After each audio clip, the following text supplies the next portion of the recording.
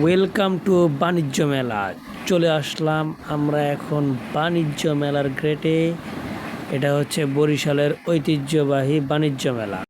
অবশেষে মনুরা আমরা 3টা টিকিট কিনে ফেলাইছি, এখনই সেট করে ঢুকে যাবো।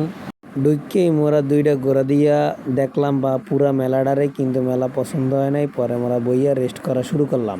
তারপর আমরা বিকালের ওয়েদারটা একটু দেখে ঘোরাঘুরি করে বের হয়ে গেছিলাম।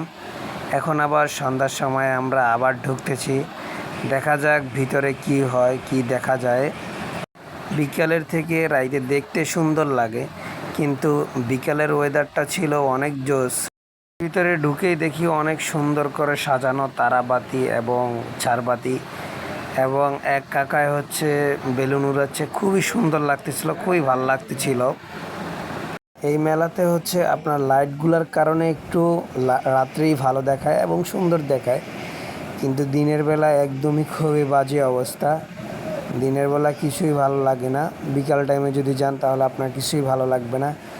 যদি আপনি রাত্রের বেলায় যান তাহলে আপনার কাছে মোটামুটি একটু ভালো লাগবে। আর এই মেলাতে হচ্ছে গিয়ে তেমন কিছুই নাই।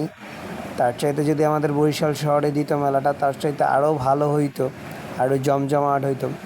এখানে সবই এই পটুয়াখালী এবং বাকেরগঞ্জ এই সবের লোক, কিন্তু আমাদের বরিশালের লোকজন খুবই কম যায়, কারণ তারা হচ্ছে এখান থেকে গেলে গাড়ি রিজার্ভ করে যাওয়া লাগবে, তাছাড়া কোনো উপায় নাই। তো আমরা দ্রুত করে বের হয়ে গেছি গাড়ির জন্য।